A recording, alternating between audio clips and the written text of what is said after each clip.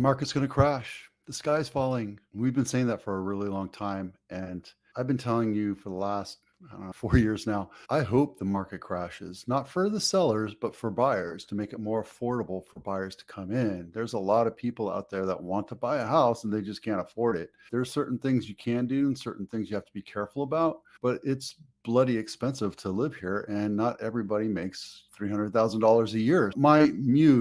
My data nerd muse, Ryan Lundquist, who's an appraiser up in Sacramento. I talk to him quite often. He has some amazing charts and he has great storylines and topics that really wrestle with this idea of what's going on with the market. I wanted to show you this. I think it's very telling. The price crash that hasn't come. I don't believe the market will crash unless there's a major global meltdown. And even then, there's people with a ton of money that will come and pick up the houses. This is part and parcel of what this story is telling us, that home prices are always predicted to crash, especially with social media now. You hear something called crash bros. If you haven't heard of a crash bro, they're guys that sit on the video, on the YouTube and TikTok, espousing that the market's going to crash because this and that and all these different things and all these little graphs. And it's a valid argument. It very well could, but it needs a tipping point, a reason for the market to crash.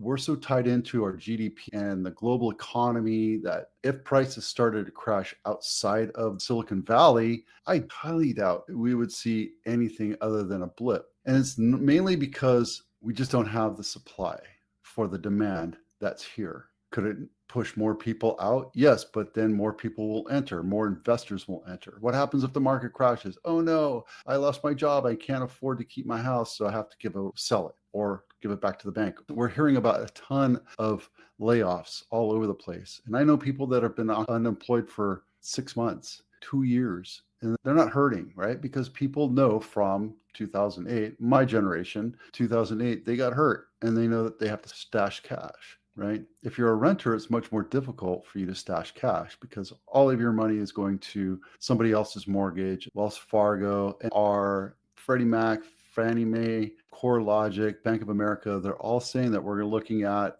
I don't know, 3, 4, 5% appreciation next year. Even Apollo Global Management, which I don't know who they are, said 10.8. It's because there's not a lot of inventory. Because back in 2021, 20 and 21, we saw rates go down crazy and people bought, and now they have a ton of equity because rates or home values have increased due to inflation, due to rampant home buying, due to the firestorm that we had in 21. And now it's a totally different world, right? We're off that cuff. We're at a plateau. Are we going to see a crash? We could see it in different markets. It says right here, there's no such thing as a national market. It's because we're all microcosms of our own microeconomies. Here it's venture capitalists, electronics, and high tech. You go to St. Louis, it's finance and healthcare. You go to Ohio, you have, I think, football. I'm not sure exactly, but every little place has their thing. And yeah, prices contracting in Florida because insurance prices have gone up. Prices contracting in Austin, not so much in Dallas, Fort Worth, or Houston, that coming down a little bit. But that's because people are saying, I moved there and didn't really like it, didn't like the summers. I'm going to go back to California or wherever they're coming from. We did see a rebound of flat prices. We saw a lot of energy go through November with my listings. It's one of those things where people got caught up in a fervor because rates went down a tad bit, and then people went back into the market. This one right here talks about the median price versus 23 and 24. Prices have gone up. Average days on market have gone up. Number of sales have gone up in short sales. We're very flat on REOs or bank-owned properties. Whatever pops up gets sold really quick because there's just not the number of REOs happening right now. This right here talks about new listings and new sales. Since 2016, we had 35,000 in Sacramento area, 35,000, 37,000, 36,000, and now we're down to 25,000 for 2024. And 2023 was even worse. People are getting used to that norm, and now they're going back to business as usual. It's not a firestorm. Don't expect $400,000 over list. Price it accordingly and it'll sell. Now, this is one zip code, and you can see back in 2007 to 2012, we had a glut of foreclosures. This is one zip code in Sacramento area. This is Oak Park neighborhood. The blue ones are the REOs, bank-owned properties. And you look over here, and there's just nothing to be had because people are holding onto their houses hell or high water, right? We had one at $1 million, and then Arden Manor neighborhood. There are, but not the flood of those we saw back in 2008 to 2012. And it's because if you look here, these numbers just are not climbing, right? See, the numbers just aren't climbing. We had thousands of bank-owned properties during 2008 to 2012. We're not seeing that. So even in our area, they're still happening. They're just not happening at the glut where we had thousands of short sales and REOs. REOs in Sacramento County, we had 13, 10, maybe 16. That's Sacramento County, right? Watching these videos, understand that what we're offering is just information. I'm not telling you we're going to have a crash or not. I'm a homeowner, and I know that would hurt me. It would hurt everyone else that owns houses, but people understand it comes and goes. The price goes up, the price goes down, just like the stock market. And if we have a huge glut of homes for sale, prices will come down. It'll make it more affordable for home buyers. And that's what we want. We want to get away from a nation of renters.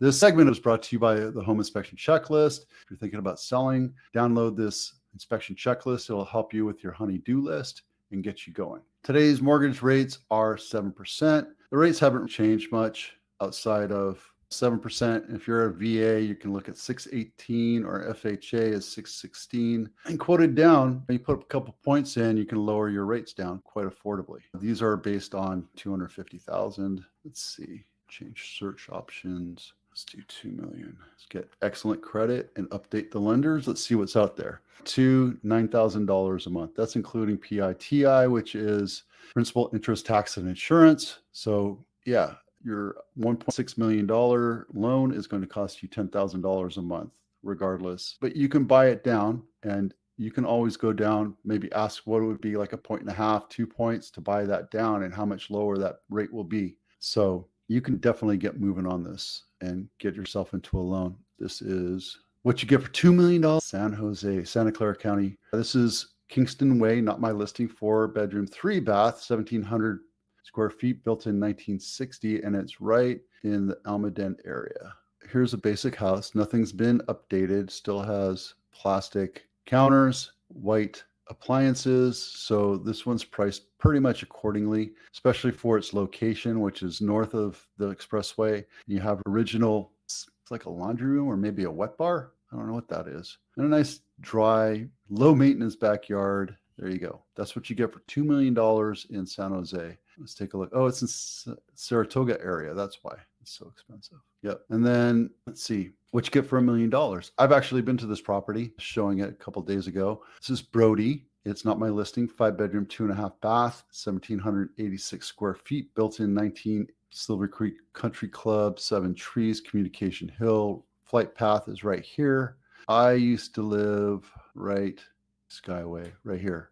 That's not too far away. Again, it's 9.5, and this house is well appointed, but it has some funky nooks and crannies. There's a full bath in the garage. It's a tandem garage. You'll see here, there's 2 different floorings. This is the family room, and then right adjacent to it is another bathroom, another full bathroom, but it doesn't lead to a bedroom, which is confusing. Upstairs are 4 full bathrooms. This is the master. In here is the master bathroom. They updated it with some modern lighting, but over here, the guest bath is old looking. This one left me wondering. This is a total REWTF deck right here. This is Trex, and it's overbuilt and melted. I think upstairs is Trex as well. It's overbuilt and functional, for sure. There's a stairway, and then there's an air conditioner right here. That's the deck up on top, so you can look at your neighbors. And then there's a shack right there. But overall, it's a decent house. It needs some touching up.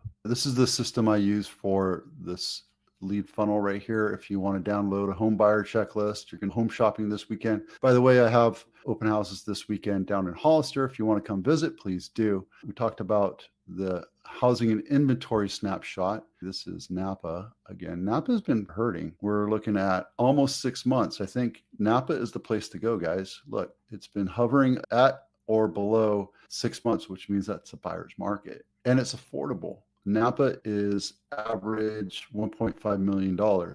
So yeah, you can get $10 million houses, but you can also get 500 $800,000 houses. You can't do that in San Jose. You just have to be willing to drive a little bit. And here's the months of inventory, So remember back in 2012, we had a huge glut of inventory. Prices came down a bit. We're not seeing anything that's suggesting that right now outside of Napa. And these are the cities inside Santa Clara County. San Martin has a 4-month inventory and only 4 houses for sale. Everything else is below 2 months. If you look right here, these are the numbers. US is showing a 4.2 month inventory. And that's what we're talking about in Ryan's blog. If it's at 6 months, then it becomes a buyer's market. Campbell is 0.4 months, Cupertino 0.8, Gilroy is 2.8. I do want to point out San Benito is 3.7 months. That's high, but given the fact that it's a pain to get to Hollister, which is where the main suburban center is,